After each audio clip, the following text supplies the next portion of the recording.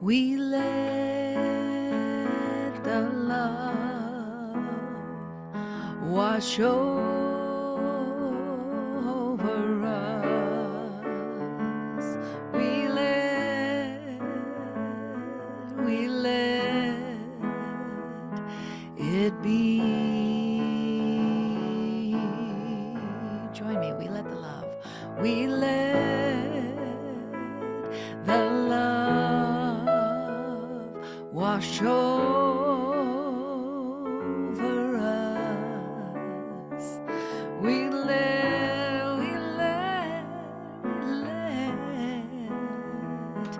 it be. How about we let the peace? We let the peace, feel it, wash over us. We let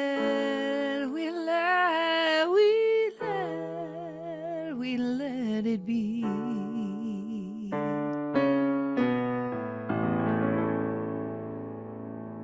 Thank you, everyone. Have a great week. The other day, I heard someone say, we're in the upside down. We're in the upside down. And for those of you who have watched the movie the TV series Stranger Things, it's a phrase that they use, but for many of us, it seems more like right is wrong, up is down, good is bad, the world is confusing, there's more people on the planet than there have ever been, and with that comes a lot of geopolitical complexity, a lot of unprecedented things are clearly happening right now. And there is clearly always a news story that brings shock to our system, and there always will be. But consider this quote from Carl Dunn. Author Carl Dunn says that hypervigilance is not sustainable by the nervous system. Your nervous system wasn't built for constant outrage. It was built for connection and everything great that comes from that. So your nervous system wasn't built for constant worrying. It wasn't built for constant fear. It wasn't built for constant anger. It just will overload the system. So something has to change, if not externally, then internally. The conditions of the world that will always be the conditions of the world that throw things at us, no matter what, will keep presenting themselves to us as conditions of the world, and we will keep reacting as we do until we change ourselves in here. And when we change ourselves in here, the conditions of the world, until we do that, we'll keep on reacting. Unless we do that change inside, we're going to keep on reacting in this, whatever our mode is, fight, flight, freeze, freak out. If numbing is your thing, you're just going to keep on numbing out. We all know people who numb out, if you know what I mean, that maybe through alcohol, maybe through other means. They do that so they can, so the nervous system can be freed from having to take on all the craziness of the world. If worrying is your modus operandi, then you'll keep worrying and catastrophizing unless you change. If complaining is your MO, then you're going to keep on complaining. But try this idea out for size.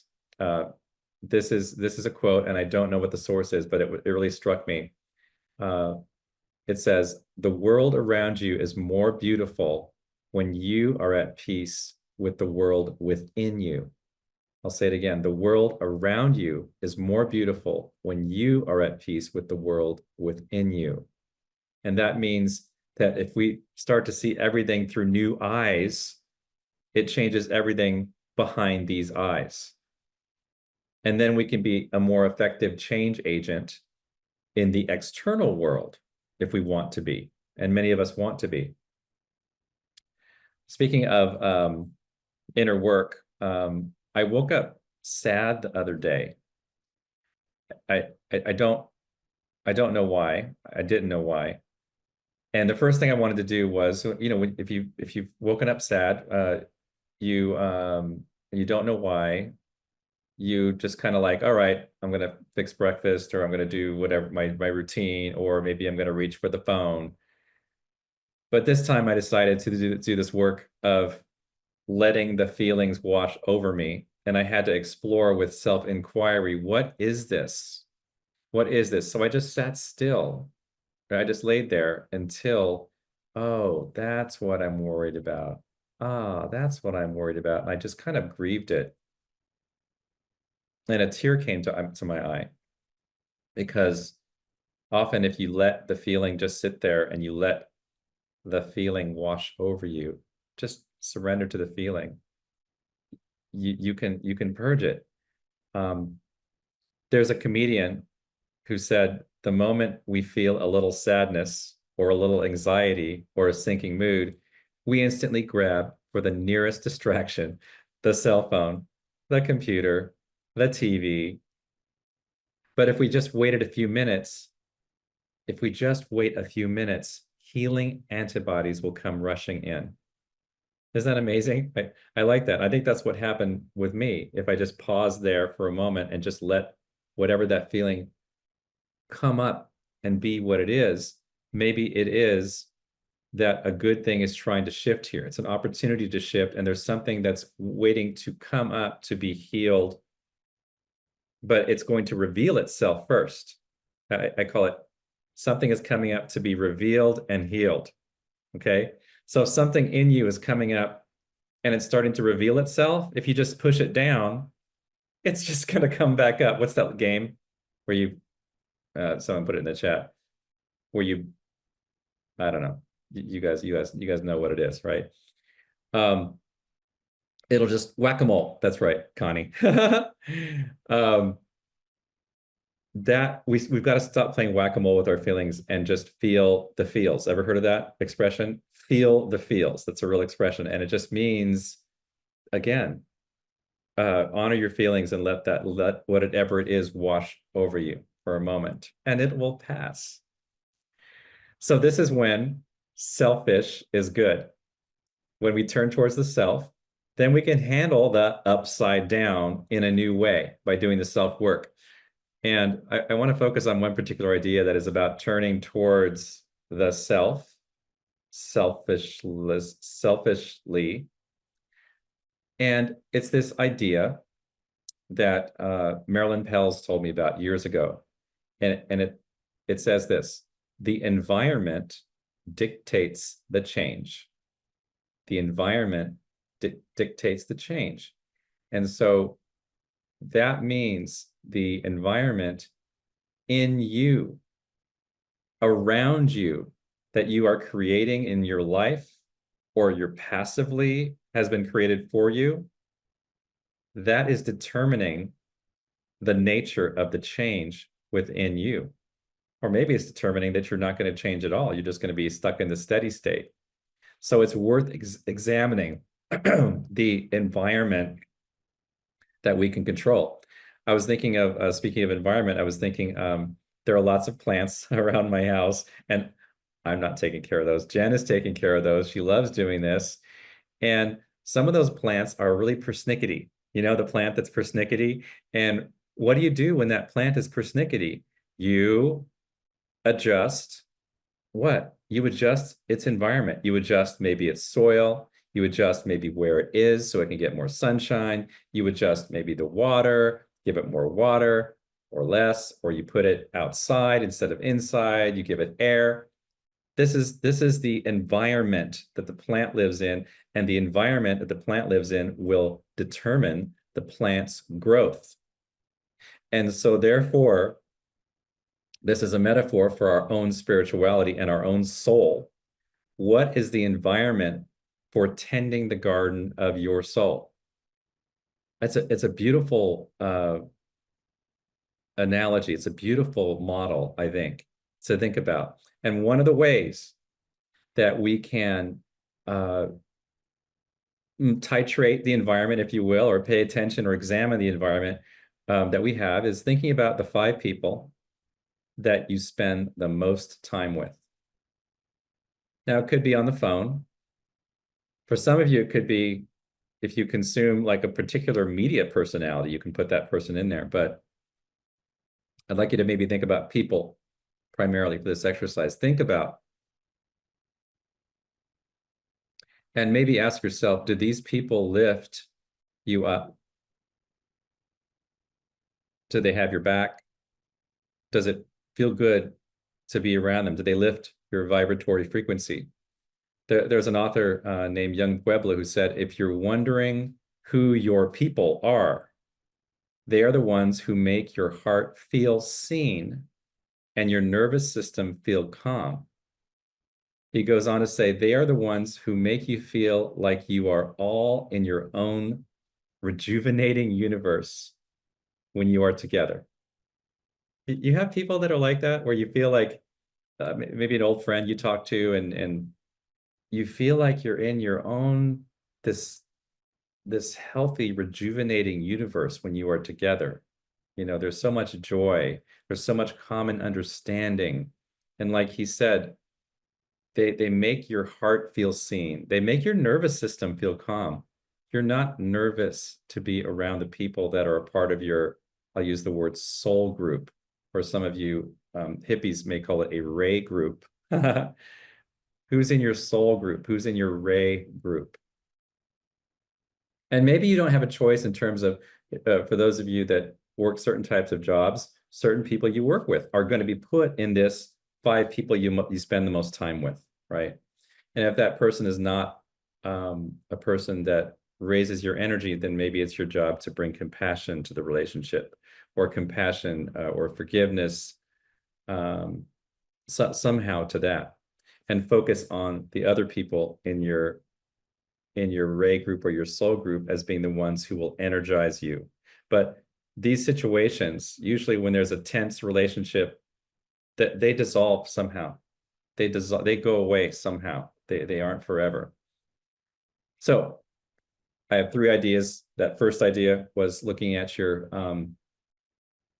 soul group as your environment. The next one is getting rid of noise in your environment.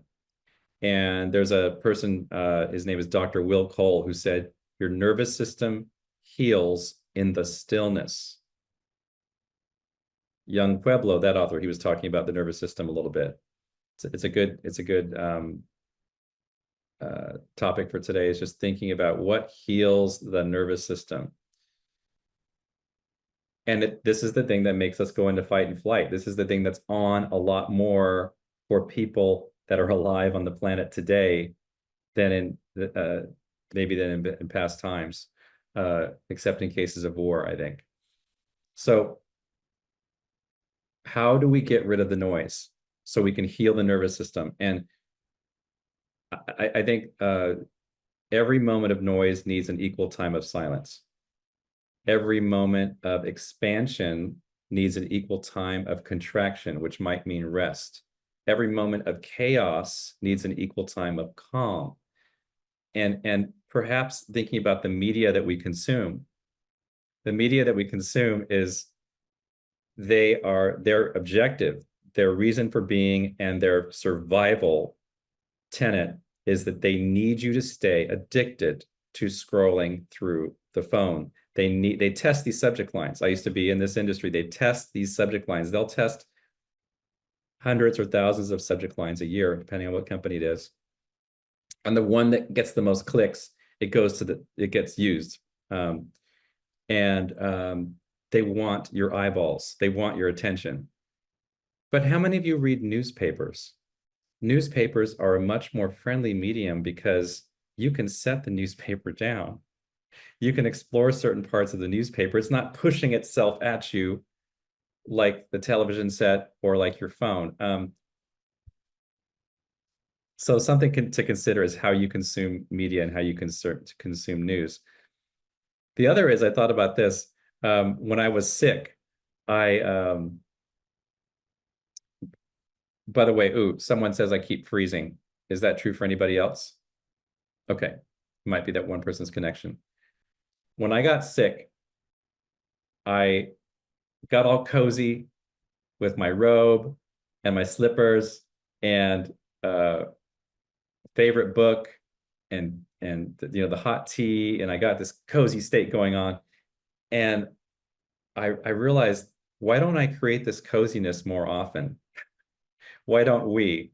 I think there's a Dutch word called hygge, which is Hygge, that is all about this coziness. I invite you to look that word up. As a whole Facebook group about pictures that create this feeling of hygge, Hygge. So there are benefits to being quiet, calming the nervous system, getting cozy, all right? And this whole talk was written in a quiet, cozy time. And that, for me, I've talked about it many times, is Brahma Muhurta. It is a Hindu word that means 36 minutes or so before sunrise. I'm going to actually put myself in gallery view so I can see, because I'm curious. How many of you wake up before the sunrise and feel spiritual insights about your life happen that you have to write down? Anybody? Okay. I'm seeing about half the hands. And if you look up this term called Brahma Muhurta, Mahurtha, it has different spellings because it's actually originally, I believe it's maybe a Sanskrit word. It's a time that is ripe for meditation, ripe for insight. Many Indian gurus and modern mystics love to wake up before the sunrise. I remember Reverend Jane Beach, a friend of mine, she would wake up at 3:30 or 4 in the morning and write. That was her most creative time. So explore that in terms of quieting and creating and nurturing this environment of your soul. The last thing I'm going to talk about is how to make your soul grow. And it is simply spiritual practices. For those of you familiar with the 5 unity principles, the 4th unity principle is we connect to God through prayer and meditation. But it goes, you know, that was deducted from writings that are 100 years old. And nowadays, we know spiritual practices as much more than prayer and meditation. It's spiritual study. It's giving of your time, talent, treasures. That's a circulation. That is a spiritual exercise. Music. You know, for me, as gosh, when I was younger and I used to go to Agape International Spiritual Center a bit more, there were days when the entire talk didn't speak to me, but the music grabbed me and the music spoke to me, and the music was my spiritual practice that day. So whether it's singing on your own, whether it's listening to music, being absorbed by music, develop your spiritual growth, your high energy playlist when you are down. I actually have a playlist called Don't Worry, Be Happy. And I actually put that list together when I got my first COVID shot because I was scared. Bob Marley, there you go, Diane. I was scared on my way to the first COVID shot. So I said, David, I'm going to put my favorite 5 songs on a playlist called Don't Worry, Be Happy. And I'm just going to cycle that over and over again while I get my COVID shot. And they say, oh, go park over here after the shot so we can make sure you're okay and you're not going to have seizures or whatever. But no, that playlist calmed me down. And I still have that playlist and I've added to it. And for no reason at all, you can go to that playlist and uplift. You can use that as a tool to, it's vibrational frequency. It's a spiritual practice. So what else might be spiritual practices? I know there's some of you in choirs. There's some of you that like ecstatic dance. There's some of you that love sound healing, lighting candles. There you go. Karen says hers is called the Moody playlist. I love that. Exercise, running. That's not mine, that's Jen's. Running. But what is your thing that makes you feel close to God? Maybe it's going to the beach, hot tub, okay? You know, so it's, yeah, bath. It's these things that just connect you in your own way. So you find your own mystical way to bring yourself back to a state of tending to your soul consciously. consciously. Michael Beckwith talked about this thing called stabilizing the life structures. This is what he was talking about. Having the intention of stabilizing your life structures and going to your spiritual practices so you can grow your soul. I will add a few to this list. Forgiveness, spiritual practice. Patience, spiritual practice. Listening with compassion. You know, these moments where you were listening to someone that you didn't necessarily want to listen to, but you knew that by listening to them, you were giving them the greatest gift in that moment that you could possibly give. You were actually loving them by being present for them. And so compassionate listening is a spiritual practice. So I'm going to end this talk with a few affirmations. Let's just take a deep breath together. And we're all muted, so you can just repeat each one of these affirmations with me. I am allowed to detach from people who threaten my joy.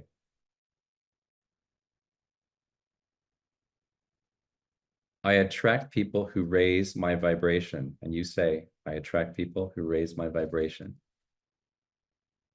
And next, my presence raises the positive energy of the room. My presence raises the positive energy of the room. I am committed to the growth of my soul. I am tending to the garden of my soul. I am here to be the best possible person I can be. When I change my environment, everything changes. And so it is. Thank you. And I'm going to spotlight Amy to answer this talk with music.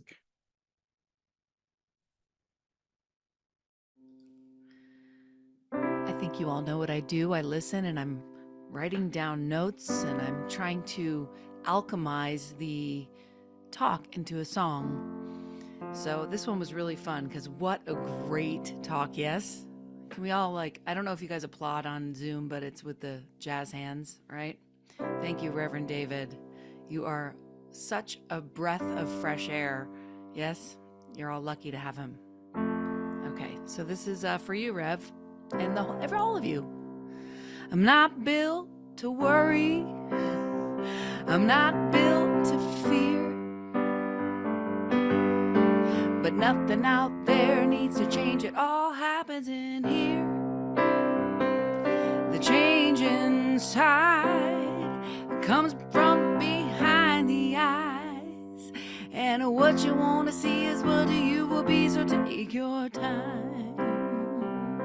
The world around you is more beautiful when you are at peace with the world in you.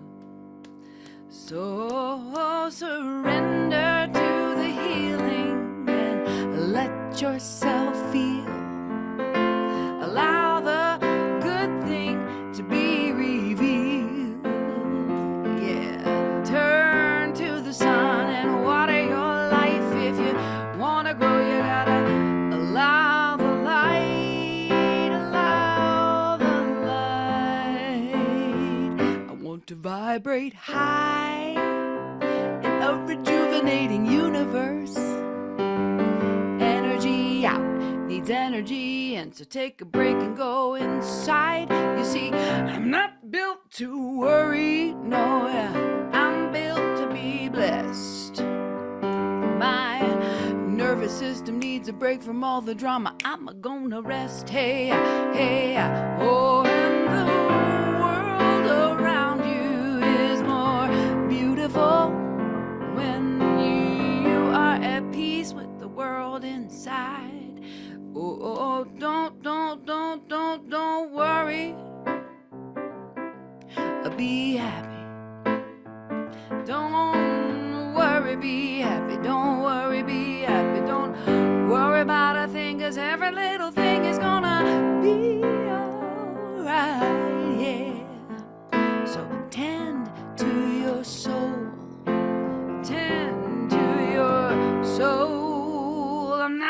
built to worry. No, I'm not built to fear. Oh, but nothing out there needs to change. It all starts right in here.